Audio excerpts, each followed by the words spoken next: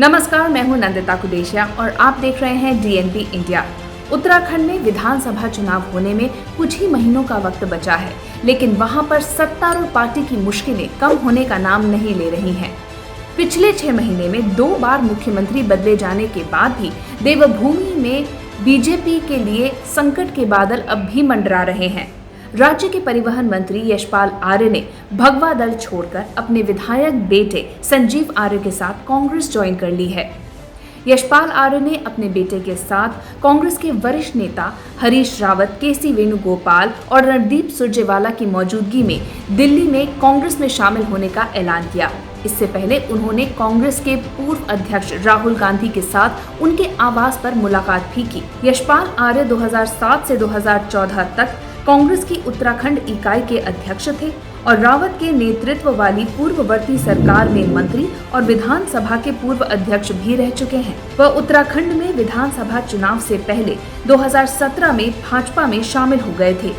यशपाल राज्य के मुक्तेश्वर विधानसभा सीट और संजीव आर्य नैनीताल विधानसभा सीट से प्रतिनिधित्व करते हैं। बीजेपी की तरफ से उन्हें मनाने की कोशिशें की गयी, यहाँ तक कि पुष्कर सिंह धामी खुद 25 सितंबर को मान मनवल करने के लिए उनके आवास पर गए थे। राजनीतिक रणनीतिकारों का ये मानना है कि उत्तराखंड में किसान आंदोलन की वजह से सत्ता के खिलाफ लहर बहुत तेज हो गई है, खासकर तराई क्षेत्रों में, जिसे यशपाल आर्य का गढ़ माना जाता है। उत्तराखंड के तराई क्षेत्रों में उधम सिंह नगर और नैनीताल का इलाका आता है। यहाँ पर सिख किसानों की संख्या बहुत ज्यादा है। उधम सिंह नगर में किसानों का वोट बैंक बहुत बड़ा है, तो लखीमपुर खीरी की घटना ने सत्ताधारी नेताओं के लिए स्थिति बहुत ही अजीब कर दी है। किसानों की नाराजगी दूर करने के लिए पिछले कुछ दिनों में बीजेपी ने 3 मुख्य पद, गवर्नर, मुख्य सचिव और अल्पसंख्यक आयोग के मुखिया के रूप में सिख सदस्यों को नियुक्त किया। इतना ही नहीं, दिल्ली के सिख विधायक आरपी सिंह को उत्तराखंड का सह चुनाव प्रभारी भी बनाया गया। उत्तराखंड में विधानसभा चुनाव कुछ ही महीनों में होने वाले हैं। ऐसे में उत्तराखंड में अनुसूचित जाति के दिग्गज नेता यशपाल आर्य का विकल्प ढूंढने के लिए बीजेपी के पास बहुत ही कम वक्त बचा है। अब यशपाल आर्य ने बीजेपी क्यों छोड़ी और इसका क्या असर होगा, ये भी आपको बताते हैं। आर्य से उम्मीद की जा रही थी कि वो बीजेपी को अपने एससी आउटरीच से मदद करेंगे, खासकर कुमाऊं के तराई इलाके में। उनके पार्टी छोड़ने से उधम सिंह नगर के कुछ हिस्सों में भाजपा पर प्रतिकूल प्रभाव पड़ सकता है। इसमें 9 विधानसभा सीटें हैं। जिले की 1 सीट खटीमा मुख्यमंत्री पुष्कर सिंह धामी की सीट है।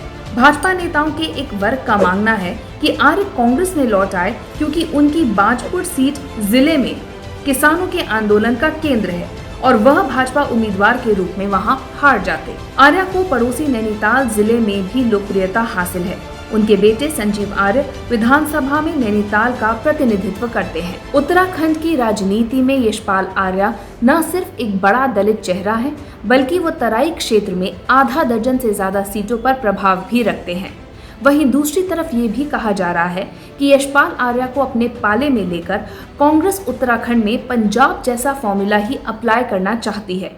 इसके पीछे पूर्व मुख्यमंत्री हरीश रावत का वो बयान है जिसमें उन्होंने कहा था कि राज्य के मुख्यमंत्री की कुर्सी पर एक दलित को ही बैठना चाहिए।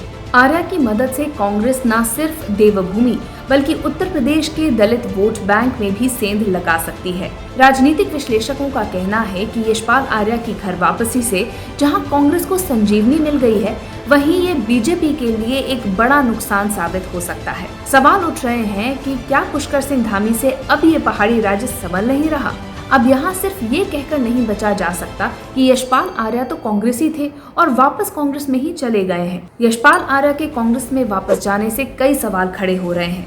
एक ऐसा राज्य जहां कुछ महीनों में विधानसभा चुनाव होने हैं, एक बड़े नेता का एक दल से दूसरे दल में जाना ये सवाल जरूर खड़े कर रहा है कि क्या राज्य में सियासी फिजा अब बदल रही है। इस पूरे मामले पे भले ही मुख्यमंत्री पुष्कर सिंह धामी ये कहें कि उनके लिए राष्ट्र पहले है, संगठन दूसरे नंबर पर और व्यक्ति तीसरे नंबर पर आता है, जिसको जाना है उसे रोका नहीं जा सकता, लेकिन फिर भी इस मुद्दे को लेकर विपक्ष सवाल जरूर खड़ा करेगा और इसको मुद्दा बनाने की पूरी कोशिश करेगा।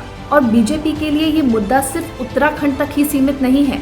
पश्चिम बंगाल की बात करें तो वहां भी कुछ ऐसा ही हुआ।